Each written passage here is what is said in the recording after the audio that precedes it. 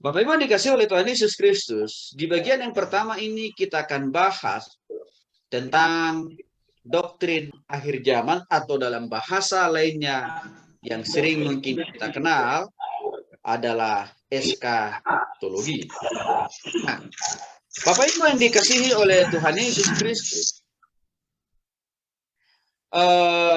materi ini menjadi sesuatu hal yang amat dan sangat penting di dalam kehidupan kekristenan kita.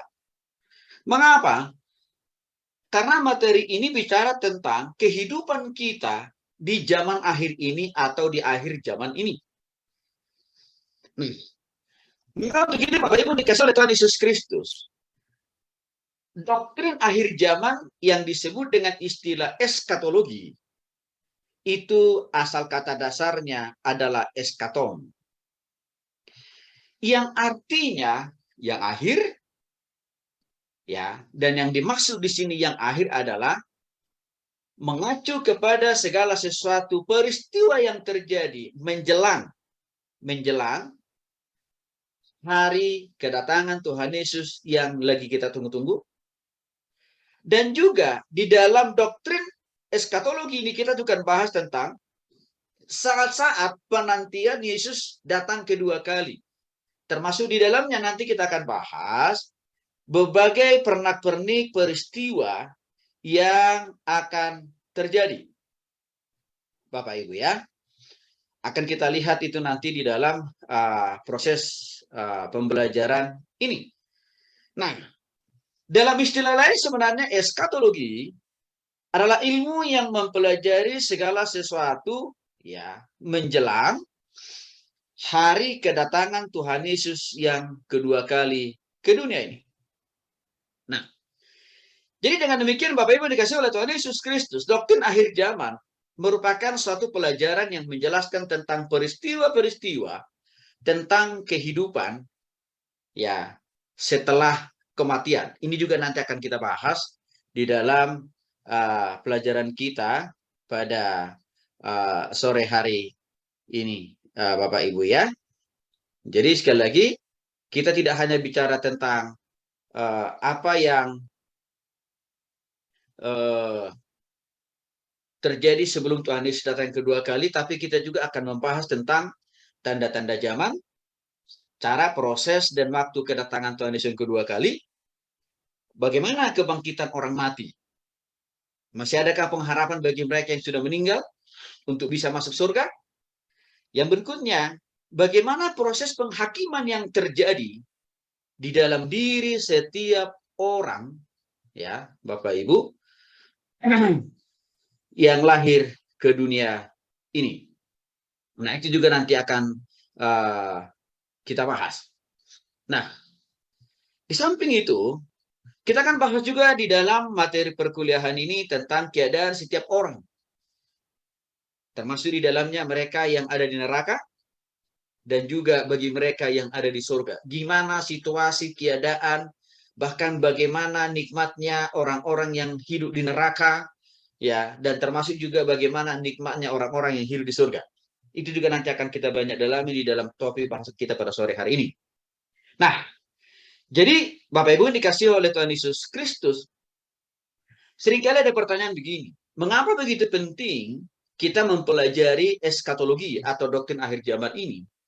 Sebenarnya diharapkan melalui pembelajaran ini Bapak Ibu, ya setiap kita atau orang percaya perlu semakin setia dan konsisten untuk mengasihi dan melayani Tuhan sampai Tuhan Yesus datang yang kedua kali.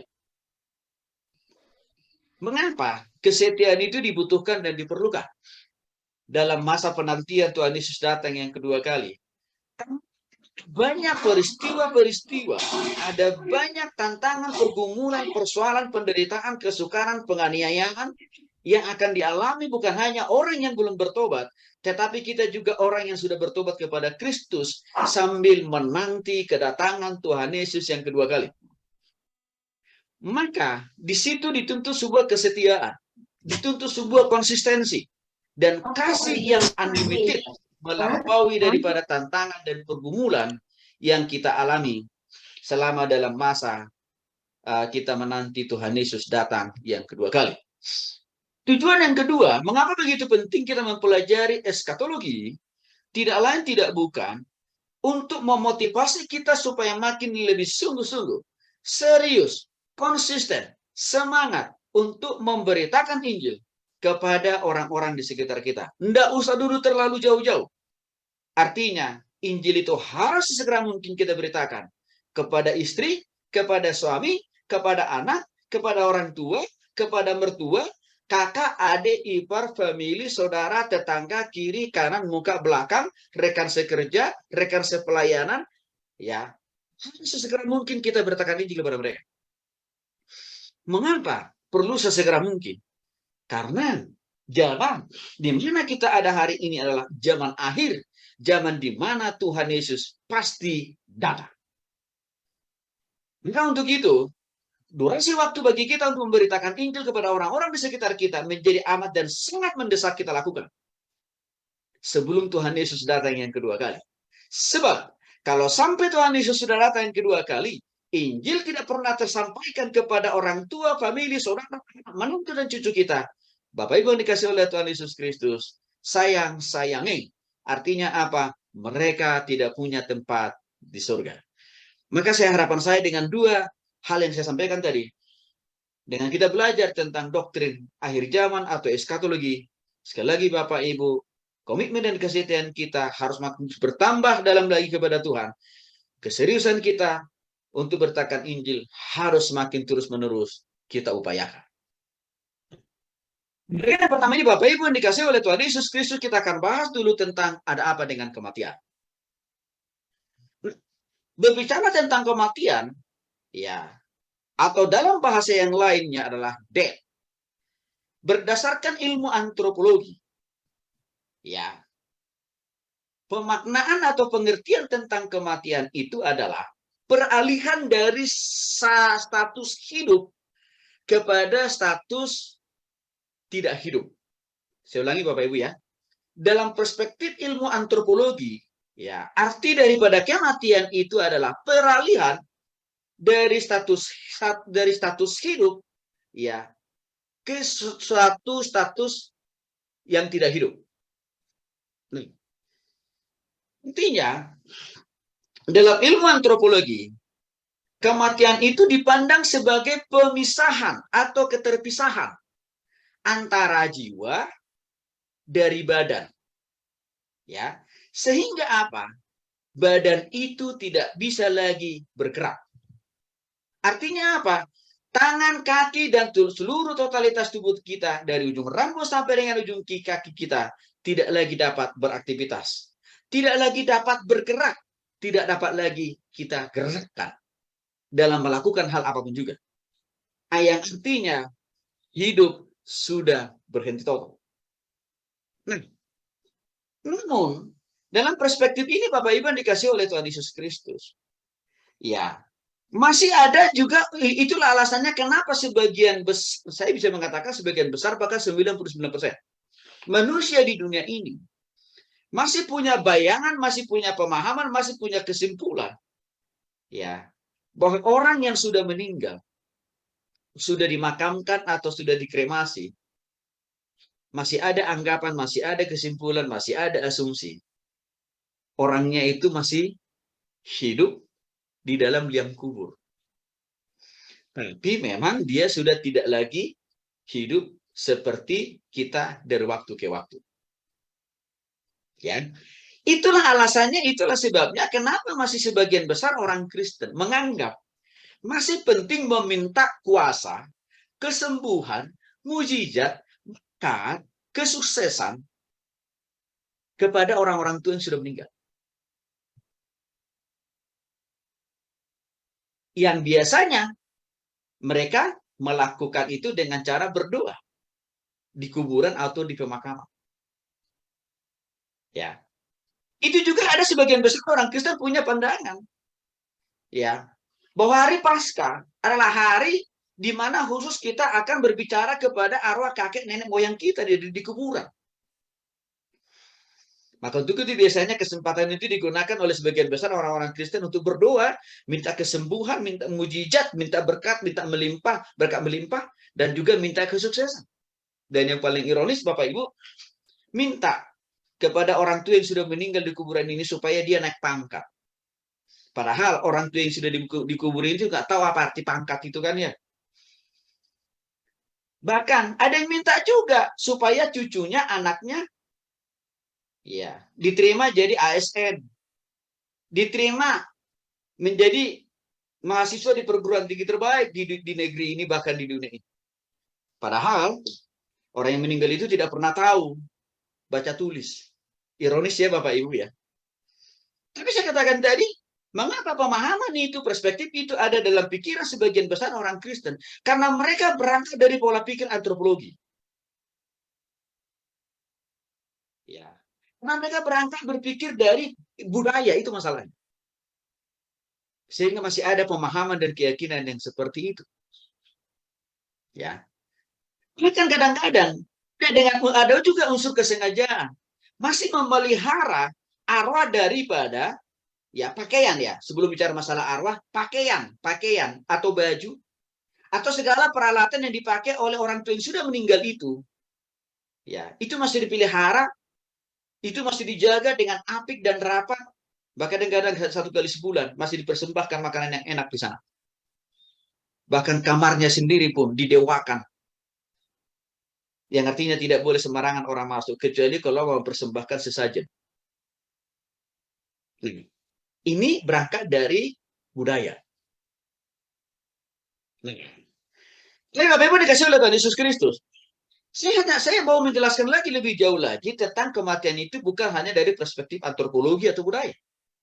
Karena saya katakan tadi, kalau kita hanya memaknai kematian itu dari sudut antropologi, maka sebenarnya kita itu akan cenderung jatuh di dalam spiritisme. Penyembahan roh-roh nenek moyang. Penyembahan roh-roh opung kakek, ya, uyut kita. Dan itu bertentangan dengan firman Tuhan. Maka untuk itu harus saya jelaskan juga, ya. Bapak Ibu dikasih oleh Tuhan Yesus Kristus, apa arti tentang kematian dari perspektif Alkitab? Orang meninggal atau orang mati dalam bahasa Yunani-nya adalah nekros.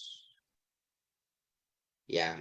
Artinya jiwa yang hidup. Artinya begini, waktu seseorang itu sudah mati, terlepas dia sudah bertobat atau belum waktu dia di bumi ya, rohnya itu langsung berpisah dengan dagingnya, dengan tubuhnya. Di mana? Ya, ini ada perspektif Alkitab ini. Orang yang sudah meninggal, entah dia belum bertobat atau sudah bertobat, Bapak Ibu dikasih Tuhan Yesus Kristus. Entah dia proses meninggalnya itu ditabrak angkot, atau dia nabrak angkot, kira-kira begitu ya. Atau ditabrak orang, atau ditabrak ojek, atau jatuh dari pesawat, atau ditabrak kereta api, atau macam-macam lah. Dari perspektif Alkitab, atau orang itu dikatakan meninggal, maka langsung ada keterpisahan antara daging dan rohnya. Dan dia meninggal. Ya, Tuhan pisahkan dagingnya, tubuhnya dengan rohnya atau kehidupannya. Dengan demikian Bapak Ibu dikasih oleh Tuhan Yesus Kristus. Ya. Bagaimana keterpisahan roh? Ya. Dan daging orang yang sudah mati. Kalau orang itu belum bertobat pada waktu dia masih hidup di bumi, lalu dia ditabrak misalkan Bapak Ibu. Saya katakan tadi, rohnya langsung diambil oleh Tuhan. Lalu ditempatkan, lalu disimpan dalam satu ruang, dalam satu tempat. Nanti akan saya jelaskan apa nama tempat itu. Ya. Dagingnya, ya, yang berasal dan bersumber dari bahan baku debu dan tanah. Itulah yang kita antar ke pemakaman itu. Itulah yang kita tangisi ini itu sebenarnya. Yang artinya apa? Di sana tidak ada lagi roh orang itu. Malangnya, terlalu banyak orang Kristen berbulan-bulan, bertahun-tahun masih menangisi tubuh yang sudah tidak hidup itu, tubuh yang sudah tidak didiami oleh roh itu. Ya. Sama juga. Lalu bagaimana dengan roh orang yang sudah bertobat pada waktu dia masih hidup di bumi? Sama. Waktu dia nabrak angkot atau waktu dia nabrak kereta api, nabrak pesawat atau apa, atau ditabrak begitu ya. Langsung proses pemisahan antara tubuh dan roh. Pertanyaannya, orang yang sudah bertobat kepada Kristus waktu dia hidup di bumi, ditempatkan di mana? Sama. Juga itu langsung diambil alih oleh Tuhan, lalu disimpan dan ditempatkan dalam satu tempat yang sudah Tuhan siapkan. Dan nanti akan saya kasih tahu di mana posisi roh orang yang belum bertobat atau roh orang yang sudah bertobat setelah meninggal dunia. Begitu Bapak Ibu dikasih oleh Tuhan Yesus Kristus. Ya. Kita lihat dulu bagian Alkitab kita dalam Matius pasal 10 ayat yang ke-28. Bu Novi boleh bacakan buat kita Bu Novi. Matius pasal 10 ayat 28. Lalu nanti Pak Edot bacakan Lukas pasal 16 ayat 22 sampai 29. Bu Novi dulu. Matius pasal 10 ayat 28.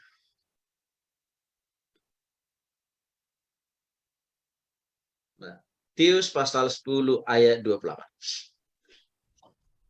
Matius 10 ayat 28. 28. Dan janganlah kamu takut kepada mereka yang dapat membunuh tubuh, tetapi yang tidak berkuasa membunuh jiwa. Terutama kepada dia yang berkuasa membinasakan jiwa maupun tubuh di dalam neraka.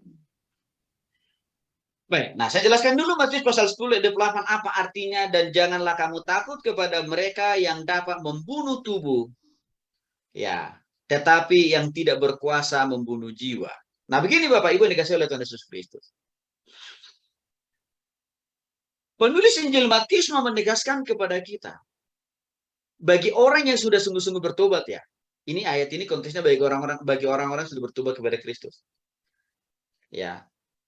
Seharusnya kalau kita pun mati meninggalkan dunia ini dengan proses apakah kita menabrak orang, apakah kita jatuh, apakah kita ditabrak orang, macam-macam dan sebagainya, termasuk juga mungkin dibunuh ya Bapak Ibu ya. Dikatakan di sini, jangan kamu takut kepada mereka yang dapat membunuh tubuh. Kenapa? Ya. Karena kalau kita orang percaya, saya katakan dari dibunuh, ya, oleh orang lain yang belum bertobat kepada Kristus. Pembunuhan yang mereka lakukan itu hanyalah pembunuhan sebatas tubuh, tapi tidak membunuh jiwa. Jiwa itu bicara masalah tentang roh atau kehidupan. Tetapi dikatakan di sini takutlah terutama kepada Dia siapa? Yesus Kristus yang berkuasa membinasakan baik jiwa maupun tubuh. Ya. Di dalam neraka. Artinya kita harus lebih takut, kita harus lebih waspada kepada Yesus daripada takut mengalami ya pembunuhan yang dilakukan oleh orang-orang yang belum bertobat kepada kita. Mengapa? Karena kalau kita binasa di dalam Kristus, berarti kan kita masuk neraka. Itu masalahnya. Yang kedua, karena kalau kita orang percaya yang sudah bertobat kepada secara pribadi, kalaupun kita meninggal dengan pola, dengan cara apapun, kehidupan kita itu, jiwa kita itu, roh kita itu kan tetap disimpan Tuhan. Dan ditempatkan di tempat yang lebih terhormat, terindah, lebih indah daripada kehidupan kita di dunia ini, Bapak. Itulah yang dipahami oleh para nabi, para rasul, sehingga mereka tidak segan-segan mempertaruhkan nyawa mereka, tubuh mereka, hanya untuk demi pemberitaan Injil. Karena mereka tahu, kalaupun misalkan mereka terbunuh, taruhlah seperti Stefanus, karena Kristus, tetapi roh mereka tetap hidup di dalam Tuhan. Saya kira ini juga yang memotivasi ada banyak hamba-hamba Tuhan, para misionari di dunia ini. Inilah mereka mempertaruhkan nyawa mereka untuk kemajuan Injil.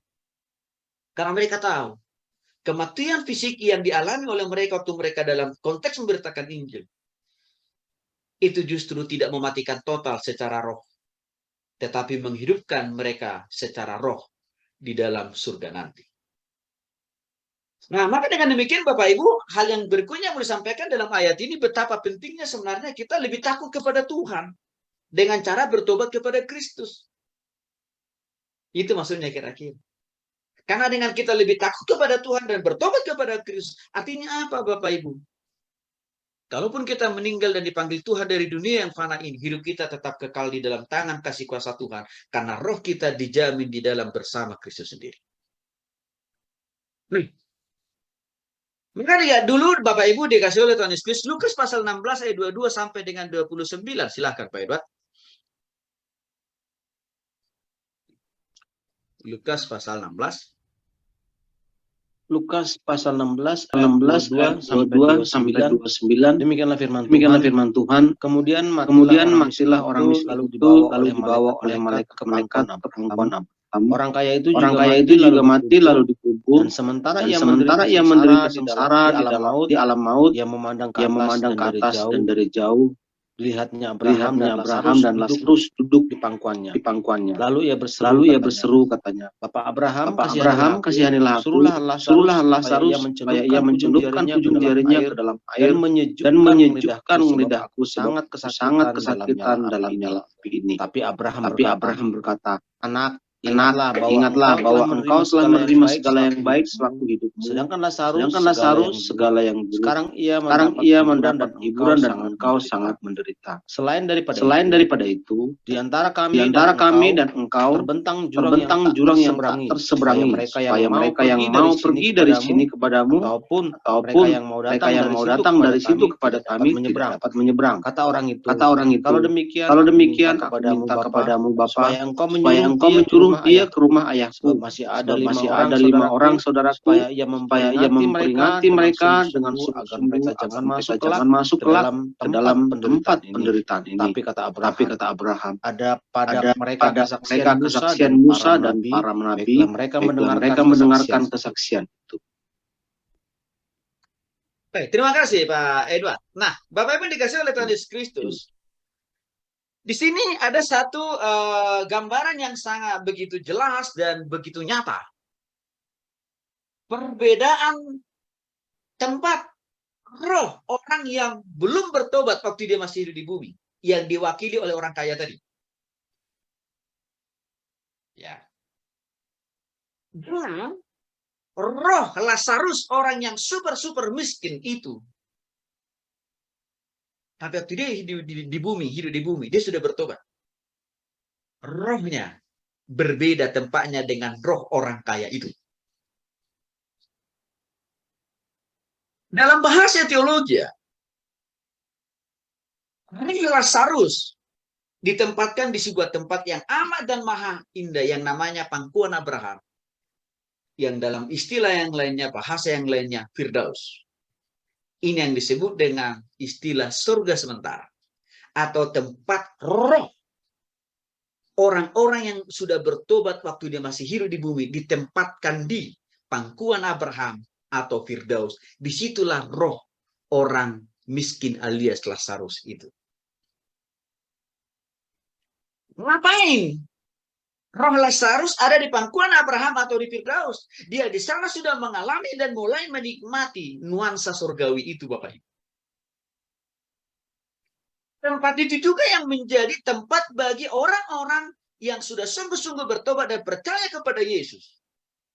Sejak dari zaman Abraham, dari zaman PL, sampai hari ini. Kalau mereka sudah sungguh-sungguh bertobat kepada Yesus, waktu mereka masih hidup di bumi, roh mereka ditaruh dan disimpan Tuhan di pangkuan Abraham atau Firdaus. Jadi saya katakan tadi Bapak Ibu, waktu seseorang itu ditabrak angkot atau dia nabrak angkot sampai mati, kira-kira begitu ya. Tapi dia sudah bertobat pada Kristus. Mereka langsung detik itu juga rohnya diambil oleh Tuhan, lalu disimpan, ditaruh yang namanya di pangkuan Abraham, Firdaus. Jadi, sanak famili dan saudara kita atau orang tua kita yang sudah bertobat pada Kristus waktu mereka masih hidup, pertanyaannya di manalah Kang roh mereka hari ini? Ada di pangkuan Abraham. Tapi dengan catatan Bapak Ibu ya, mereka sudah sungguh-sungguh bertobat pada waktu mereka hidup di surga loh. Pada waktu mereka hidup di bumi. Lalu bagaimana roh orang kaya itu yang tidak mau bertobat kepada Kristus waktu dia masih hidup di bumi? Ditempatkan ya di alam maut, tapi ini belum maut yang total atau neraka yang total, belum. Masih maut sementara yang dalam bahasa teologianya disebut istilahnya Hades. Ngapain roh orang kaya itu ditempatkan di Hades? Dia ngalami apa? Dia makan apa? Dia menikmati apa di sana? Yang dia nikmati di sana adalah proses penghakiman dan penghukuman dari api neraka. Tapi ini belum api neraka yang total. Nanti jilid 2. Jadi artinya apa? Roh-roh orang yang sudah meninggal sejak dari Jael sampai hari ini, dan juga sampai ini kata yang kedua kali, tetapi selama mereka hidup di dunia ini tidak pernah mau bertobat secara pribadi. Sama. Entah mereka orang tua, sanak famili dan saudara kita yang mereka belum pernah bertobat kepada Kristus. Bapak Ibu, roh mereka juga ditempatkan di Hades, yaitu neraka sementara.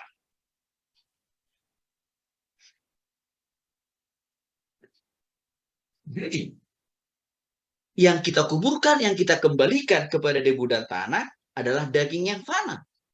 Yang awal mulanya memang itu bahan bakunya dari debu dan tanah.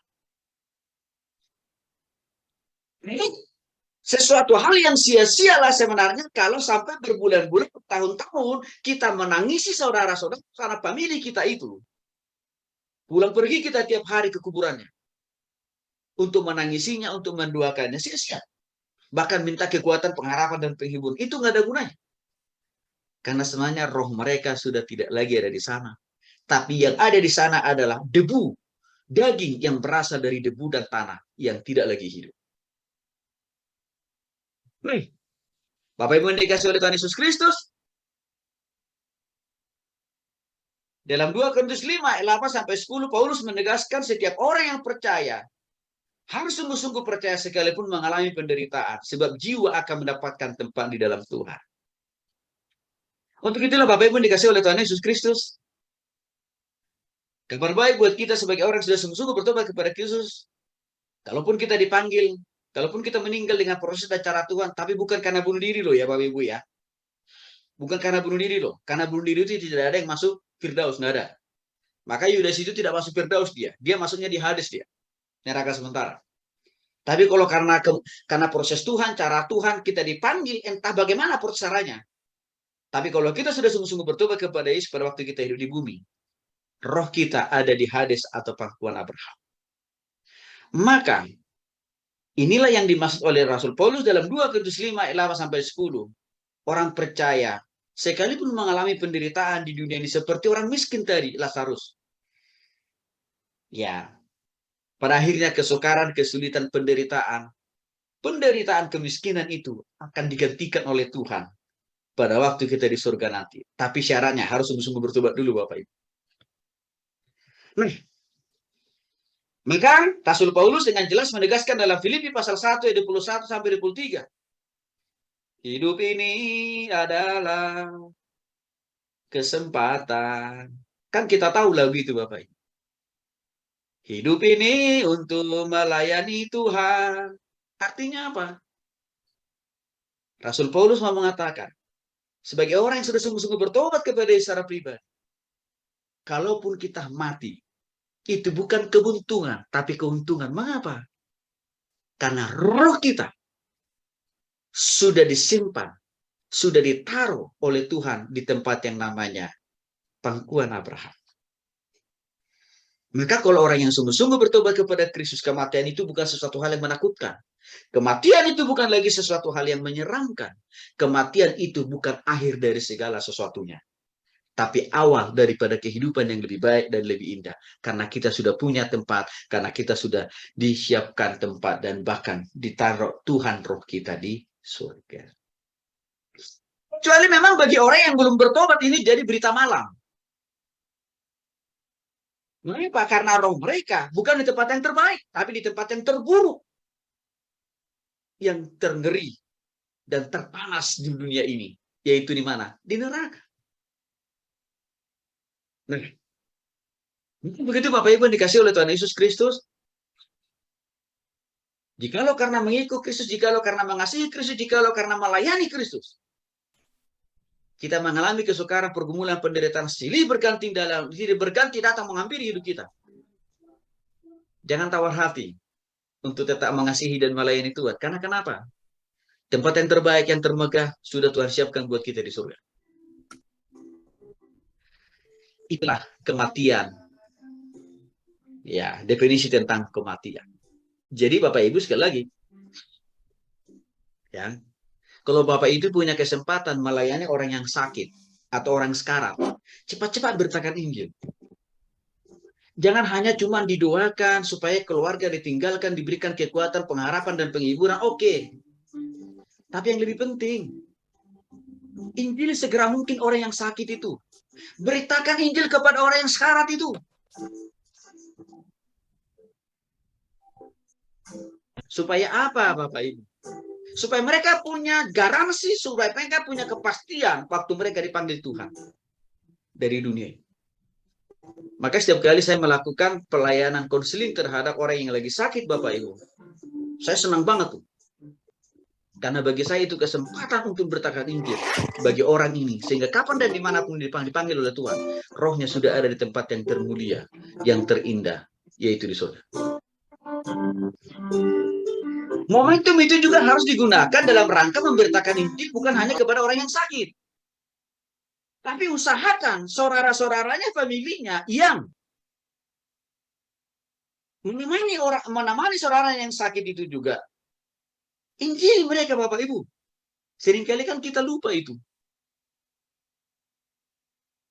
Bahwa kita menganggap yang penting keluarga yang ditinggalkan ini dikuatkan dan diteguhkan hatinya. Nggak salah sih, tapi kurang benar. Kurang pas. Kurang maksimal. Karena kenapa? Injil mereka belum tentu sudah alami. Atau mereka belum tentu sudah bertobat kepada Kristus, Bapak Ibu. Maka sekali lagi Bapak Ibu, kehadiran kita untuk berikan penghiburan kepada orang yang ditinggalkan oleh sanak famili saudaranya yang sudah meninggal, peluang untuk memberitakan Injil. Kehadiran kita waktu kita diminta mendoakan orang yang sekarat di rumah sakit atau di rumah, itu menjadi kesempatan beritakan Injil. Bahkan kehadiran kita waktu proses pemakaman di kuburan, gunakan kesempatan itu untuk beritakan Injil kepada orang-orang masih hidup. Karena kenapa? Hanya waktu mereka masih hiduplah ada ruang dan kesempatan untuk bertobat kepada Yesus. Bapak Ibu dikasih oleh Tuhan Yesus, jangan lupa tadi orang kaya tadi. Waktu dia ada di Hades atau neraka sementara itu, dia mengalami proses penyiksaan kan Bapak Ibu. Saking begitu tersiksanya dia lalu berteriak dengan mengatakan, "Oh Bapak Abraham, tolong kirimkan lagi para rasul dan para nabi untuk mengingatkan orang tua, famili, saudara, kakak, adikku yang masih hidup di bumi, supaya mereka bertobat. Sehingga waktu mereka meninggal, tidak lagi mengalami hal yang sama seperti yang saya alami." Kan itu yang dikatakan oleh orang kaya itu kan. Itu memberikan sebuah indikasi. Kesempatan orang untuk mendengarkan Injil bertobat tidak harus secara pribadi, hanya pada waktu mereka hidup. Bukan pada waktu mereka sudah di kuburan, enggak ada. Itu gambaran dari Lukas pasal 6 ayat 22 sampai 29. Ya, jadi Bapak Ibu, ya ini saya berharap menyemangati kita, mendorong kita. Selagi kita masih hidup, ayo kita makin lebih sungguh-sungguh, kita makin lebih giat beritakan Injil kepada orang-orang yang masih hidup. Karena kita tidak tahu kapan dan di mana dan bagaimana mereka akan dipanggil oleh Tuhan. Kita akan masuk dalam bagian yang kedua, yaitu kematian dibagi dalam dua dimensi. Yang pertama ada yang disebut dengan namanya kematian fisik. Kematian fisik ini adalah suatu keadaan di mana manusia berhenti bernapas. dan juga sekaligus berhenti total untuk tidak lagi melakukan segala aktivitas apapun. Sehingga panca inderanya, mulai dari ujung rambut sampai ujung kaki, total tidak lagi bisa digerakkan, apalagi melakukan segala sesuatu sebagaimana ya dulu waktu dia masih hidup. Dia sudah tidak bisa lagi. Artinya orang yang mati secara fisik adalah berhenti total indera dan bahkan semua organ-organ di dalam tubuhnya untuk tidak lagi bisa melakukan aktivitas apapun dan bahkan juga mengerjakan apapun juga. Kita yang sangat signifikan di dalam perjanjian baru, Ananias dan Safira yang mati secara fisik. Yang seringkali saya katakan kematian keluarga Ananias dan Safira ini karena ini adalah jenis keluarga yang mata duitan atau mata hepengan atau mata cuanan. Karena kematian mereka ini agak tragis. Disebabkan hanya karena mereka tidak taat melakukan firman Tuhan, yaitu memberikan perpuluhan. Langsung koit mereka. Sehingga hasil penjualan tanah mereka itu tidak juga mereka menikmati. Tapi orang yang masih hidup yang menikmati. Ananias dan Safira adalah contoh orang yang mati secara fisik. Jadi, semua orang yang percaya atau yang belum percaya, semua orang yang sudah bertobat kepada Kristus, bahkan orang yang belum bertobat kepada Kristus, pasti mengalami kematian secara fisik. Karena Kejadian pasal 3:19 mengatakan, kita ini kan bahan bakunya didesain oleh Tuhan dari debu dan tanah. Maka untuk itulah Tuhan katakan, suatu saat kita juga akan mengalami kematian secara fisik, yang mana bahan baku tubuh kita yang berasal dari debu dan tanah harus dikembalikan kepada debu dan tanah. Maka untuk itu Bapak Ibu dikasih oleh Tuhan Yesus Kristus. Kalau saya diundang untuk menyampaikan firman Tuhan dalam ibadah penghiburan, selalu saya katakan bahwa kematian sanak famili dan saudara yang meninggalkan kita hari ini, ya, kalau dia sudah bertobat kepada Kristus, itu bukan kematian untuk selama-lamanya, tetapi itu hanyalah kematian sementara, karena nanti kita masih bisa berjumpa dengannya di surga. Juga selalu saya katakan, ya, setiap orang yang lahir ke dunia ini harus sadar, harus paham bahwa dia juga suatu saat akan mati. Artinya Bapak Ibu kita juga harus paham, kita juga harus sadar. Kalau kita lahir ke dunia ini, kita juga harus siap meninggalkan dunia ini, alias apa? Mengalami kematian. Saudara, di antara kita jangan ada lagi yang takut menghadapi kematian ya. Kalau masih ada, berarti patut dicurigai. Jangan-jangan kita belum bertobat, Bapak Ibu. Karena kenapa? Karena kalau orang lahir ke dunia ini, berarti dia harus sadar, berarti dia harus paham bahwa dia akan mengalami kematian suatu saat. Jadi artinya apa? Semua orang yang lahir ke dunia ini pasti akan meninggal. Pasti akan mati. Ini perlu kita jelaskan juga kepada orang-orang kita layani ya. Supaya mereka bisa persiapkan diri menyongsong kematian itu. Dengan cara apa? Bertobat kepada Kristus. Bapak Ibu dikasihi oleh Tuhan Yesus Kristus dalam Mazmur 90 ayat 3 dan juga dalam Pengkhotbah pasal 30 ayat 20. Jelas sekali dikatakan di sana bahwa manusia ya harus dikembalikan kembali ke dalam debu dan tanah. Karena memang awal mula bahan baku dari kita, daging kita ini kan dari debu dan tanah. Maka menjadi sesuatu hal yang wajar lah kalau setiap orang yang meninggal harus dan wajib dikembalikan ke tanah. Ada dua pola atau ada dua cara yang sering dipakai oleh orang Kristen dalam proses mengembalikan tubuh orang yang berasal dari debu dan tanah itu. Satu, dimakamkan. Mayoritas ya orang Kristen memilih pola ini, dimakamkan, dan itu nggak jadi masalah. Yang penting apa? Tubuh yang berasal bahan baku tubuh yang berasal dari debu dan tanah itu kan kembali kepada tanah kan gitu. Dan pola yang kedua, dikremasi. Sebenarnya ini juga nggak ada masalah. Karena toh juga, ya, ini adalah bagian daripada proses pengembalian bahan baku dari tubuh itu kembali kepada debu dan tanah. Seringkali ada orang bertanya, Pak Tony lebih setuju yang mana? Saya bilang, prinsipnya saja yang penting. Bagaimana seseorang yang berasal dari debu dan tanah bahan bakunya harus dikembalikan kepada debu dan tanah. Artinya apa? Terserah saja. Mau pilih proses dimakamkan atau dikremasi, silahkan saja. Tapi saya selalu ingatkan, yang paling amat terpenting adalah, pastikan orang ini waktu dia masih hidup di dunia ini, sudah sungguh-sungguh bertobat loh. Supaya apa? Kematiannya dia jangan sampai berujung kepada kematian yang membinasakan di neraka.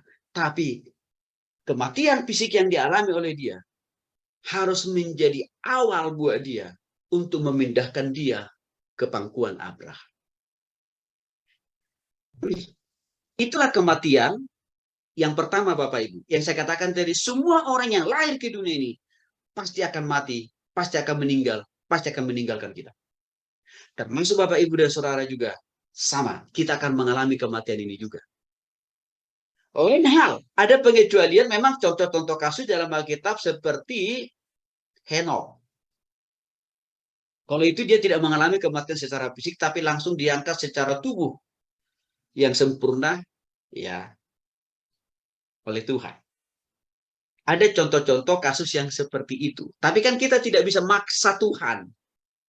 Supaya apa? Polanya Henok yang harus terjadi dalam diri kita. Nggak boleh. Mengapa? Itu kan keputusan Tuhan. Ya. Nah. Yang berikutnya, kematian rohani.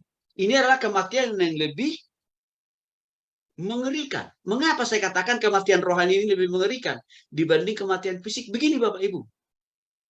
Kematian rohani ini adalah jatuhnya manusia yang pertama yang diwakili oleh Adam dan Hawa ke dalam dosa. Sehingga dengan jatuhnya Adam dan Hawa ke dalam dosa menyebabkan putus total hubungannya dengan Tuhan. Artinya apa? Kedekatan, relationship-nya Adam dan Hawa dengan Tuhan putus total.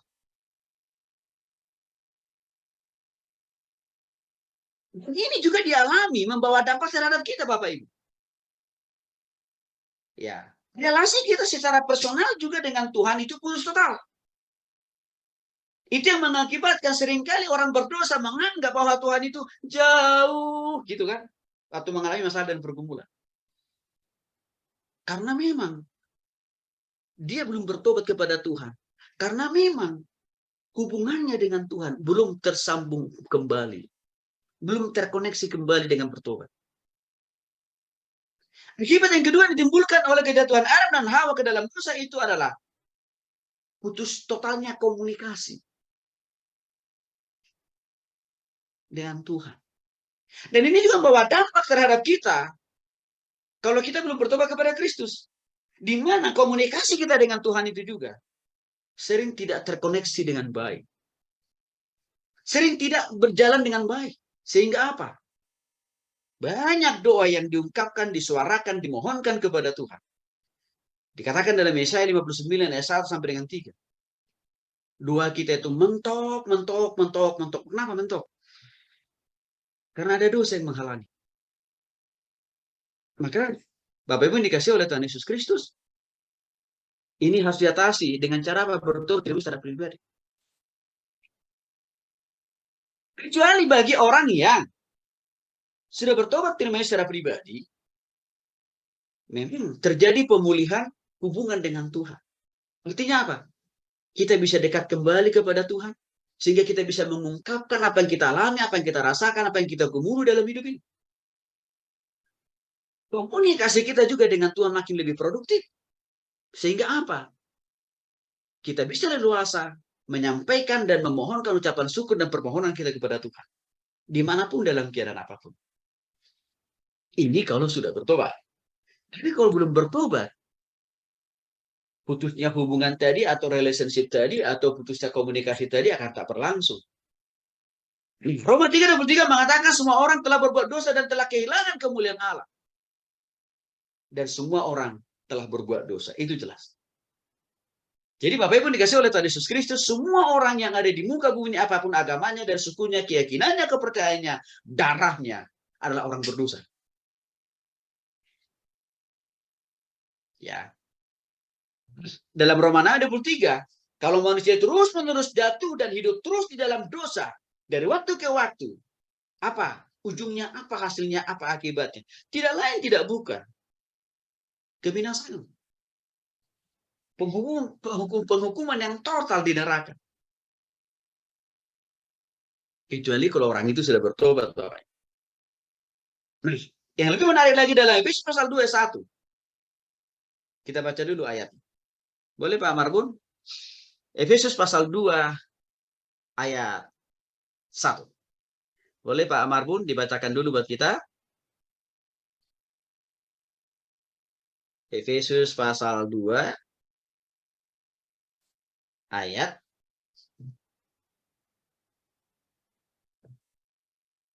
ya, Efesus 2 ayat 1 ya Pak Marbun ya.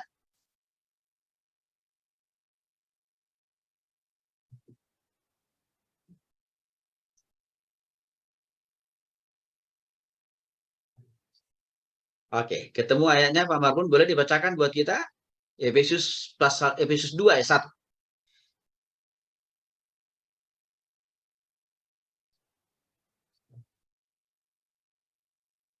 Baik, supaya lebih cepat saya baca aja dulu Bapak Ibu ya. Efesus pasal 2 ayat 1. Kamu dahulu sudah mati karena pelanggaran dan dosa-dosamu. Artinya begini Bapak Ibu. Waktu Adam dan Hawa jatuh ke dalam dosa, itu kan membawa dosa turunan kepada kita yang lahir ke dunia ini. Itu membawa dosa turunan kepada kita. Maka dikatakan oleh Paulus dalam Efesus pasal 2 ini. Ya. Orang yang belum sungguh-sungguh bertobat kepada Yesus. Ya. Dia bisa saja hidup secara manusiawi di dunia ini. Tetapi dalam pandangan Tuhan, dalam perspektif Tuhan, dari kacamata Tuhan, orang itu mati secara rohani. Jadi artinya Bapak Ibu yang dikasih oleh Tuhan Yesus Kristus. Bisa saja orang itu hidup secara jasmani, tapi semuanya di hadapan Tuhan dia mati secara rohani. Kalau Bapak Ibu pernah nonton film vampir ya, kira-kira itulah gambaran paling dekat. Vampir itu kan mayat, ya, yang sudah, ya, tubuh orang yang sudah mati kan, yang coba dihidupkan, kan kira-kira begitu. Itu gambaran dari orang yang hidup secara jasmani, tapi hanya mati di hadapan Tuhan. Intinya apa? Kalau dibanding orang yang hidup secara jasmani dan mati secara rohani, mana lebih banyak di dunia ini? Pasti lebih banyak orang yang hidup secara jasmani, tapi mati secara rohani. Mengapa? Karena mereka belum sungguh-sungguh bertobat kepada Yesus, Bapak Ibu. Ya. Nah, maka disinilah sebenarnya kita penting bertakan Injil. Supaya mereka tidak hanya sekedar hidup di dunia ini, tapi juga mereka hidup secara rohani di hadapan Tuhan. Saya sudah jelaskan tadi. Sebab akibat yang muncul waktu manusia itu masih mempertahankan dosa warisan dari Adam dan Hawa dengan cara tidak bertobat kepada Kristus. Komunikasinya dengan Tuhan putus. Sehingga apa? Apa yang didoakan, apa yang dimohonkan selalu mentok, tidak terjawab-jawab. Nah, mungkin sebagai bahan evaluasi Bapak Ibu ya buat kita ya, pribadi harus pribadi. Ya. Kalau masih kita merasa lebih banyak doa kita belum dijawab oleh Tuhan. Ini jadi pertanyaan evaluasi buat kita. Jangan-jangan nih, hubungan kita, komunikasi kita dengan Tuhan belum pulih kembali. Artinya apa? Jangan-jangan kita belum sungguh-sungguh bertobat diri secara pribadi. Sehingga apa? Banyaknya doa yang kita naikkan, banyaknya doa yang kita panjatkan, tidak pernah dijawab oleh Tuhan. Sehingga kita mungkin merasa menjalani hidup ini tidak lebih daripada hanya sekedar apa? Kekuatan kita sendiri. Ini pertanyaan, ini apa? Pertanyaan evaluasi buat kita. Nah, untuk itu Bapak Ibu dikasih oleh Tuhan Yesus Kristus. Dalam Wahyu pasal 20 ayat 11-15 dikatakan semua orang yang telah mati secara rohani. Siapa ini? Orang yang belum sungguh-sungguh bertobat kepada Yesus. Mereka mati secara rohani, maka mereka pasti dilempar ke dalam lautan api. kecuali kalau mereka tidak sungguh-sungguh bertobat kepada Kristus. Maka mereka tidaklah dilemparkan ke dalam lautan api atau neraka. Enggak. Maka inilah mengapa kita penting, Bapak Ibu, jangan hanya sekedar hidup secara jasmani, tapi mati secara rohani. Pastikan waktu kita hidup secara jasmani di dunia ini, kita juga harus hidup secara rohani. Caranya bagaimana? Bertobat terima secara pribadi. Jangan sampai kita hanya sekedar hidup secara jasmani, tapi sebenarnya kita mati secara rohani. Sehingga apa? Akibat yang ditimbulkannya di kemudian hari adalah kematian, kebinasaan di neraka. Maka saya itu mau mendorong Bapak Ibu sekali lagi, mari kita semakin giat untuk beritakan Injil. Nggak usah jauh-jauh dulu deh. Kepada anggota keluarga kita paling terdekat aja dulu. Ya. Maka Bapak Ibu, seringkali ada pertanyaan begini. Pak Tony, wah saya nggak tahu orang tua saya, famili saya, saudara saya itu sudah bertobat atau belum waktu dia masih hidup di dunia. Tapi saya tahu saya nggak pernah beritakan Injil, kata dia. Kira-kira gimana Pak Tony? Rohnya di mana itu? Yang kita katakan bukan saya yang bilang.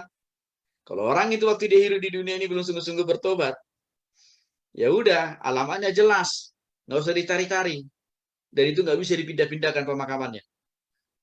Rohnya pasti ya di neraka sementara atau dari dalam bahasa yang lain. Ya, Bapak Ibu, saya sudah kasih contohnya tadi Hades, ya, atau alam maut sementara. Ya, nah, jadi sekali lagi, Bapak Ibu, ini harus kita pahami. Ya, bagian yang berikutnya adalah masihkah ada pengharapan bagi orang yang meninggal dunia untuk masuk surga? Oke. Bagi manusia yang mati, tetapi sebelumnya, waktu dia hidup di dunia, Bapak Ibu, dia sudah sungguh-sungguh bertobat secara pribadi. Rohnya ada di tempat yang terbaik, yang disebut dengan namanya Firdaus atau pangkuan Abraham. Tadi kita sudah baca ayatnya dalam Lukas pasal 16 ayat 22 sampai 29. Itulah yang dialami oleh Lazarus, kan?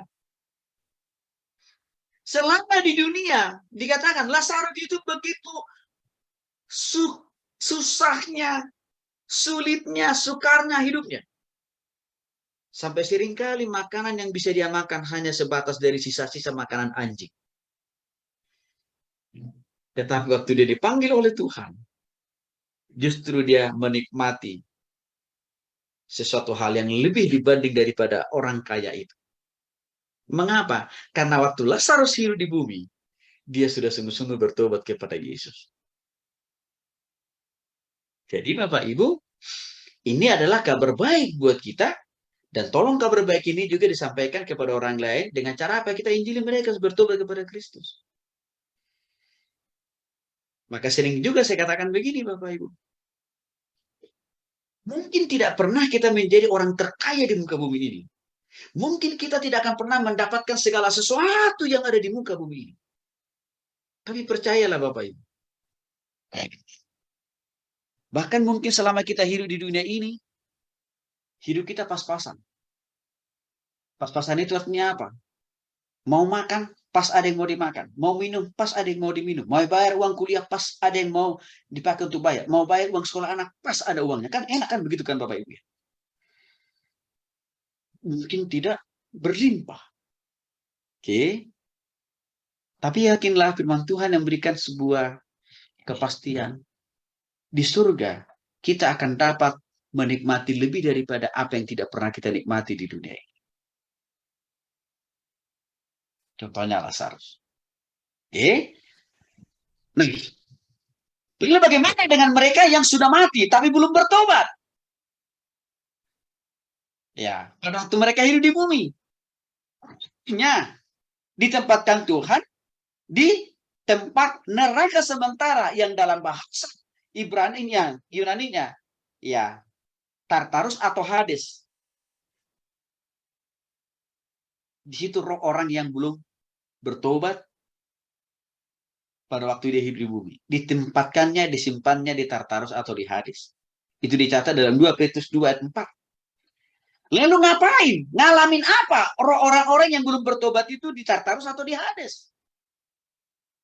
Seperti yang katakan di awal tadi, mulai mengalami proses penyiksaan, penganiayaan, pembakaran. Itu yang mereka alami di sana. Jadi agak sangat jauh berbeda Bapak Ibu ya. Rohnya Lazarus dengan rohnya orang kaya itu. Beda banget. Maka untuk itu saya katakan tadi Bapak Ibu, kalau kita melayani, ya usahakan di dalam setiap khotbah pengajaran, apakah itu dalam komsel, dalam persekutuan, dalam ibadah minggu, usahakan Bapak Ibu. Ada tantangan terima Yesus. Mungkin orang yang kita layani itu sudah berkali-kali kita tantang terima Yesus, tapi kan belum tentu juga. Sudah serta-merta mereka semuanya sudah sungguh-sungguh bertobat terima Yesus, kan belum tentu.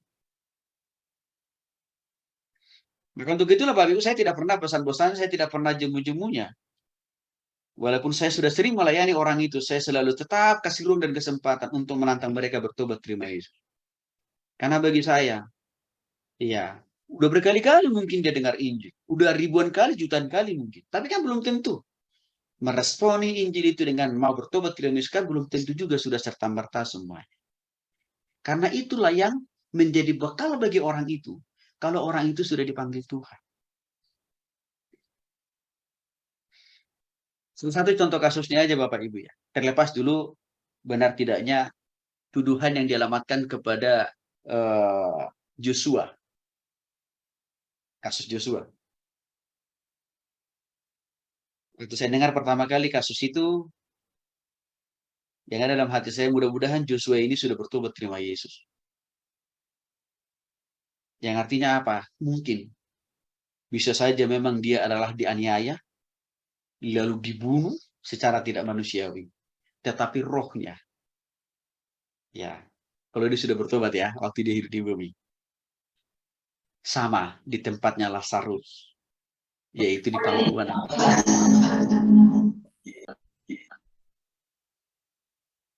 Ya, ini penting loh Bapak Ibu ya. Jadi saya katakan tadi, setiap hari kan kita dalam hidup ini nggak tahu kita Bapak Ibu kapan dan di mana kita bisa mengalami kecelakaan ya. Tapi pastikan Bapak Ibu sudah mendapatkan jaminan bahwa roh kita sudah ada di tempat terbaik. Di sini saya berikan sebuah gambaran yang cukup singkat tentang perbedaan posisi Lazarus, rohnya ya, dan juga orang kaya itu. Nah, Bapak Ibu tolong diperhatikan. Kalau Bapak Ibu perhatikan di lingkaran bagian yang warna ungu, ini adalah Firdaus atau pangkuan Abraham. Disinilah roh orang-orang yang sudah bertobat waktu dia hidup di bumi ya. Waktu dia orang itu hidup di bumi, dia sudah bertobat. Lalu udah meninggal. Ya, mulai dari zaman PL. Ya, sampai nanti Tuhan yang akan datang. Termasuk mungkin juga kita. Kalau kita sudah meninggal dan kita sudah bertobat waktu kita hidup di bumi. Roh kita ditempatkan di sini Bapak Ibu. Firdaus atau pangkuan Abraham atau surga sementara. Oke. Waktu Tuhan Yesus datang yang kedua kali, barulah ya orang-orang yang sudah meninggal yang ada di Firdaus atau pangkuan Abraham akan dipindahkan total ke bagian atas, yaitu apa? Tempat Allah atau orang percaya tinggal untuk selama-lamanya, unlimited, yaitu apa? Surga yang kekal. Proses pemindahan itu nanti pada waktu Tuhan Yesus datang. Sekarang belum. Roh orang-orang percaya masih di sini. Oke. Lalu, bagaimana dengan roh orang-orang yang belum bertobat pada waktu dia masih hidup di bumi? Yang warna merah Bapak Ibu. Namanya Hades. Ya, atau neraka sementara. Disinilah orang-orang yang belum bertobat disimpan oleh Tuhan. Saat ini, detik ini. Jadi sama. Kalau kita belum sungguh-sungguh bertobat Bapak Ibu ya. Tapi saya berharap sih sudah sungguh-sungguh bertobat kita ya. Andaikan nih, kalau kita belum sungguh-sungguh bertobat kepada Kristus, lalu kita ditabrak angkot atau kita nabrak kereta lah, roh kita langsung ditaruh di Hades, di neraka sementara. Bapak Ibu sama. Nanti roh orang-orang yang sudah yang belum bertobat, yang ditempatkan oleh Tuhan di Hades ini akan dipindahkan total. Coba Bapak Ibu lihat ke bagian paling bawah. Dipindahkannya kemana? Neraka kekal. Nih, tempat iblis dan orang berdosa tinggal dianiaya untuk selama-lamanya di sana. Proses ini kapan terjadi? Waktu Tuhan Yesus datang kedua kali. Nah, seringkali ada pertanyaan, Pak Tony, dimungkinkan nggak ada pemindahan? Contohnya, tadinya roh orang itu kan belum bertobat waktu dia hidup di bumi. Maka waktu dia sudah mati, rohnya ditempatkan di Hades. Kan kira-kira begitu ya? Bisa ada kemungkinan nggak roh orang-orang yang sudah mati, yang sudah mati, yang ditempatkan di Hades, berpindah ke Firdaus? Enggak. Tidak ada proses pemindahan. Mana ayatnya Pak Tony? Tadi kan Bapak Ibu sudah dengar Lukas pasal 16 ayat 22 sampai 29. Bagaimana orang kaya itu berusaha dan berteriak-teriak kepada Abraham. Kan gitu. Supaya mengutus para nabi dan para rasul, hamba Tuhan, pendeta, pastor, penginjil. Kan kira-kira begitu. Untuk menginjili sanak famili saudaranya itu. Supaya dia tidak mengalami aniaya, penganiayaan seperti yang dialami oleh orang kaya itu di Hades. Kan berteriak dan bermohon kan dia tadi Bapak Ibu. Tapi apa kata Tuhan? Enggak. Sudah terlalu banyak para nabi dan para rasul. Sudah terlalu banyak hamba Tuhan penginjil saya utus kepada sanak famili dan saudara, tetapi tidak pernah bertobat. Biarlah mereka bersama dengan kau satu saat di hadis ini. Jadi nggak ada proses pemindahan roh, nggak ada. Jadi mau kita doakan sampai jungkir balik. Iya, kuburan orang tua, sanak famili dan saudara yang kita kasih itu supaya roh mereka kembali. Ya, pindah ke surga. Enggak ada, Bapak Ibu. Mau 7 bulanan kek, 7 tahunan kek, 70 tahunan kek, enggak ada. Jelas itu. Enggak ada pemindahan roh. Maka saya katakan Bapak Ibu, peluang kesempatan bagi orang mendapatkan tempat di Firdaus pangkuan Abraham hanya waktu orang itu masih hidup loh Bapak Ibu di dunia ini. Maka untuk itu harus segera mungkin kita bertahan ini. Harus segera mungkin kita bertahan Yesus kepada mereka. Harus segera mungkin kita menuntun mereka untuk bertobat terima Yesus. Oke. Yang kedua Bapak Ibu. Sebenarnya tidak ada roh yang gentayangan, nggak ada. Kalau kita lihat dari sini nih. Mengacu kepada Lukas pasal 16 ayat 22 sampai 9. Nggak ada roh yang gentayangan. Nah lalu pertanyaannya. Nyatanya saya pernah kesurupan loh. Oke betul. Bisa terjadi. Tapi itu bukan arwah, bukan roh. Kakek, nenek moyang, atau orang tua kita. Bukan. Itu adalah manifestasi atau bentuk kehadiran daripada setan atau iblis yang menyamakan dirinya. Atau menamakan dirinya. Siapa? Orang tua kita mungkin yang sudah meninggal. Sanak famili saudara kita. Tapi sebenarnya tidak ada roh yang gentayangan. Maka sebenarnya kalau ada orang yang kerasukan setan, itu bukti orang. Kalau ada orang yang kerasukan, itu bukti orang itu belum bertobat sebenarnya. Dan yang merasuki dia itu bukan saudaranya yang meninggal, bukan orang tuanya, kakek ibunya yang meninggal, bukan. Itu manifestasi daripada pekerjaan itu. Bapak Ibu ini harus kita pahami ya. Oke. Pertanyaan ditanya, apakah hanya orang-orang yang percaya yang akan dibangkitkan pada waktu Tuhan Yesus datang kedua kali? Ini kita bicara masalah kebangkitan sekarang. Bapak Ibu, pada dasarnya roh semua orang yang mengalami kebangkitan akan mengalami kebangkitan pada waktu Yesus datang kedua kali. Artinya apa? Orang-orang, saya kembali ke gambar tadi, Bapak Ibu, tolong diperhatikan. Orang-orang percaya yang sudah bertobat kepada Kristus yang ditempatkan di Firdaus juga akan dibangkitkan oleh Tuhan Yesus pada waktu Tuhan Yesus datang kedua kali. Juga orang-orang yang belum bertobat yang ditempatkan atau disimpan oleh Tuhan di Hades atau di neraka sementara juga akan dibangkitkan pada Tuhan Yesus datang kedua kali. Tapi alamatnya berbeda. Atau artinya apa? Tujuan kebangkitan mereka, kebangkitan roh mereka itu tujuan akhirnya berbeda. Di mana perbedaannya? Kalau kebangkitan roh orang-orang yang sudah bertobat, yang disimpan oleh Tuhan di Firdaus atau pangkuan Abraham, itu menuju kepada kehidupan yang kekal di surga. Lalu kebangkitan roh orang-orang yang belum bertobat, tapi disimpan oleh Tuhan di Hades atau neraka sementara, itu ditempatkan di mana? Neraka yang total.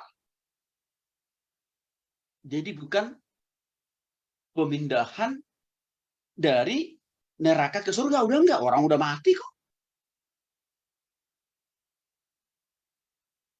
Gitu Bapak ya. Itu tujuannya. Maka untuk itu dikatakan orang percaya dibangkitkan dalam kerangka menggenapi janji Allah tentang hidup yang kekal, yaitu di mana? Di surga total. Ini sangat famili saudara kita, ya, yang sudah bertobat kepada Kristus, mereka sudah meninggal Bapak Ibu. Mereka juga akan dibangkitkan, rohnya kembali. Tapi dalam rangka apa? Mereka dipindahkan ke surga total. Tapi orang berdosa, ya, memang dibangkitkan juga.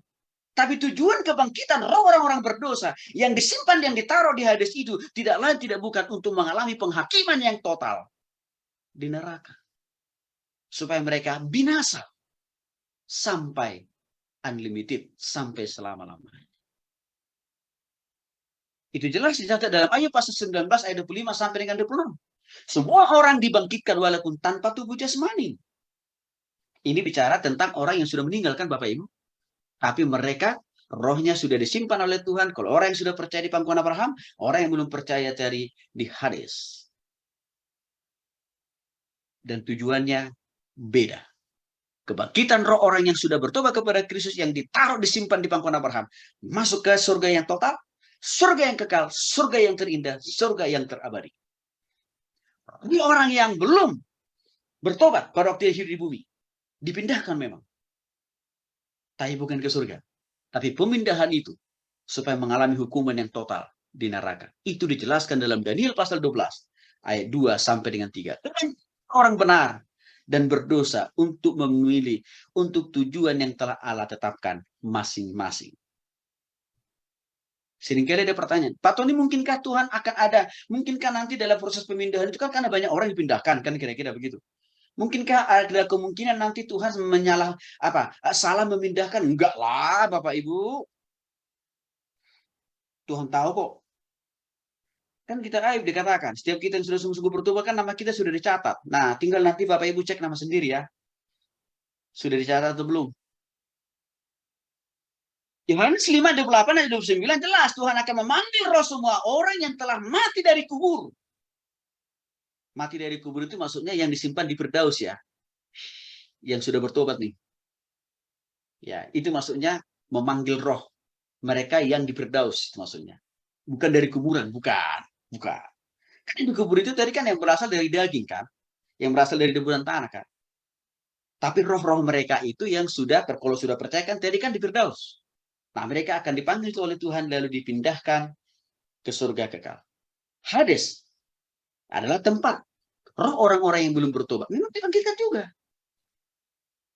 Ya, tapi untuk dihukum, untuk dihakimi di neraka total. Ya, lalu bagaimana dengan kita yang masih hidup di dunia ini? Ya, lalu tiba-tiba Tuhan Yesus datang. 1 Tesalonika 4 ayat 13, ayat 18. Boleh dibaca dulu buat Pak Marbun. 1 Tesalonika 4. 1 Tesalonika 4 ayat 13 sampai 18.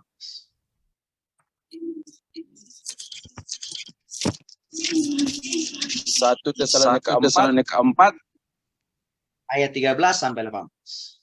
ayat 13 sampai demikian firman Tuhan. Selanjutnya kami tidak saudara-saudara mengetahui tentang mereka yang meninggal supaya kamu jangan berduka seperti orang lain yang punya pengharapan. Karena jikalau kita percaya bahwa Yesus telah bangkit, maka kita percaya juga bahwa mereka yang telah meninggal akan dikumpulkan Allah bersama-sama dengan Dia. Inilah kami katakan kepadamu dengan firman kita yang hidup yang masih sampai kedatangan Tuhan. Sekali-kali tidak akan mendahului mereka yang telah meninggal. Sebab pada waktu itu tanda diberi pada waktu bulu malaikat berseru dan sangkakala Allah berbunyi, maka Tuhan sendiri akan turun dari sorga, dan mereka yang mati dalam Kristus akan lebih dahulu bangkit. Sesudah itu kita yang hidup yang masih tinggal akan diangkat bersama-sama dengan mereka dalam awan menyongsong Tuhan di angkasa. Demikianlah kita selama-lamanya bersama-sama dengan Tuhan, karena itu bukanlah seorang akan yang lain dengan perkataan ini. Baik, terima kasih Pak Marbun. Nah, jadi Bapak Ibu kan sangat jelas dalam 1 Tesalonika 4 ayat 13 sampai 18. Ya, jadi yang pertama yang dibangkitkan itu adalah roh. Ya, orang-orang yang sudah bertobat tadi di pangkuan Abraham dipindahkan ke surga total. Dan roh orang-orang yang belum bertobat yang ditempatkan di Hades tadi. Ya, dipindahkan kemana? Neraka. Lalu setelah itu apa? Kita. Ya, kita yang masih hidup misalkan Tuhan Yesus datang ya. Ya, ditempatkan. Di sana dikatakan ya. Nah, ayat 17. Sesudah itu kita yang hidup, yang masih tinggal akan diangkat bersama-sama dengan mereka dalam awan menyongsong Tuhan di angkasa. Demikianlah kita untuk selama-lamanya bersama dengan Tuhan. Ya. Nah, jadi Bapak Ibu sekali lagi ini yang kita syukuri. Tapi saya berdoa dan berharap dengan di samping kita mensyukuri, kita harus pastikan bahwa sudah ada proteksi atau jaminan yang pasti bahwa memang kita itu pasti masuk surga loh ya Bapak Ibu. Prosesnya gimana? Caranya gimana? Kita harus sungguh-sungguh bertobat terima Yesus. Nah, pertanyaannya bagaimana dengan istri, anak, suami? Pastikan Bapak Ibu bertangan itu kepada mereka. Ya, supaya apa? Supaya mereka jangan hanya segera bertemu muka dengan kita di bumi sementara ini. Tapi waktu Tuhan Yesus datang kedua kali, kita nggak tahu di mana mereka. Itu bahaya. Ya, jangan sampai terjadi itu Bapak Ibu ya. Nah, itulah sangat posisi ya. Tujuan dari kebangkitan yang Tuhan tujukan kepada orang yang belum bertobat dan juga kepada orang yang sudah bertobat. Sama-sama dibangkitkan. Tapi tujuan akhirnya beda. Bapak Ibu dikasih oleh Tuhan Yesus. Nah, hal berikutnya adalah bagaimana proses penghakiman terakhir. Orang berdosa, ya, dan pengangkatan serta penempatan orang yang sudah sungguh-sungguh bertobat kepada Kristus. Bagaimana prosesnya? Mari kita lihat. Bapak Ibu, saya berharap kita bisa merefleksikan diri dengan menonton sejenak video ini. Ya, harapan saya dengan kita tonton video ini, kita jadi paham dan mengerti ini adalah semacam visualisasi. Mari kita dengarkan, mari kita juga maknai. Ya, kira-kira kalau Tuhan Yesus datang, di mana posisi kita? Mari kita dengarkan sama-sama Bapak Ibu.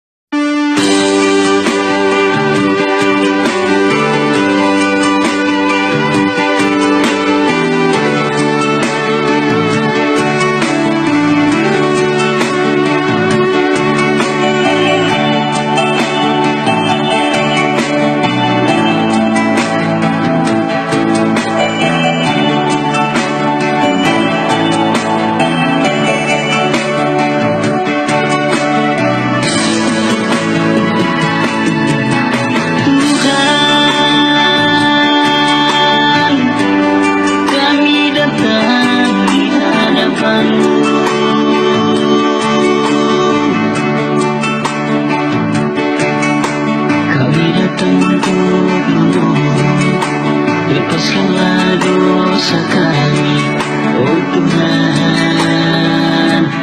Pulihkanlah kami umat di dosa.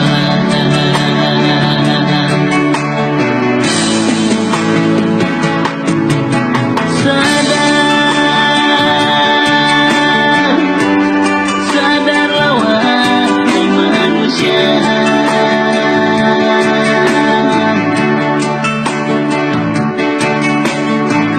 Dosa-dosa kita karena perbuatan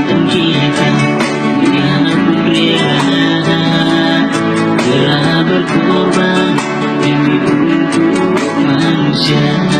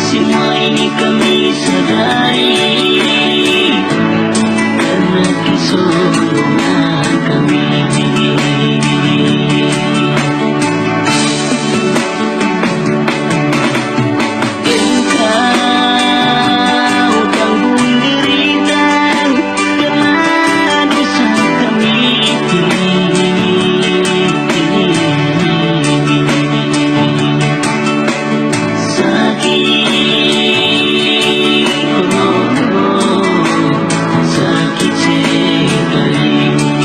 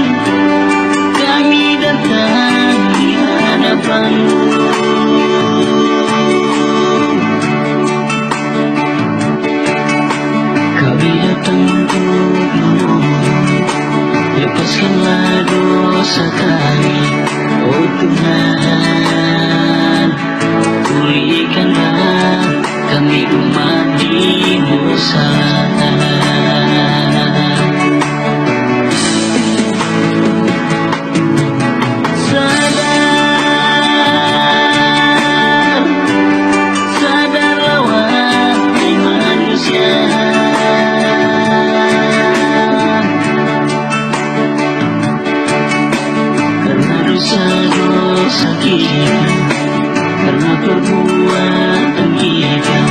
Dia pun rela berkorban ini untuk manusia.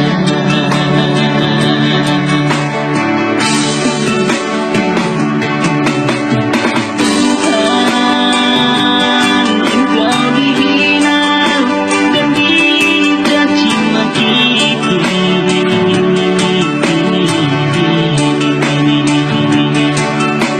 Semua ini kami sadari karena kesombongan kami.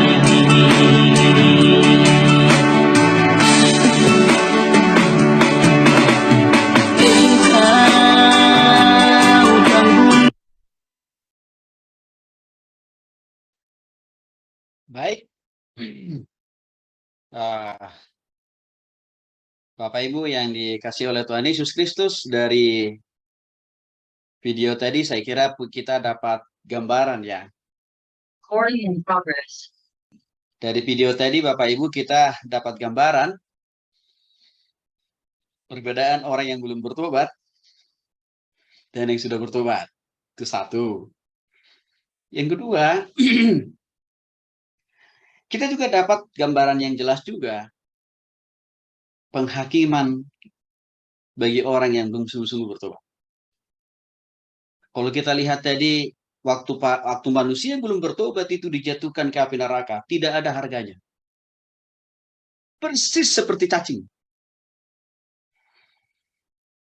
Itu yang dialami orang yang belum bertobat itu, Bapak Ibu. Dan juga kita mendapatkan gambaran juga bagaimana orang-orang yang sudah sungguh-sungguh bertobat tidak pernah lupa Tuhan mencatat, memanggil nama kita masing-masing. Dan setiap nama yang dipanggil, itu sudah disiapkan tempat yang terbaik. Yang tidak lain, tidak bukan, Bapak Ibu, tadi kita sudah lihat bagaimana ya orang yang namanya tercatat di dalam kitab kehidupan, itu dipakaikan Tuhan dengan tubuh yang baru.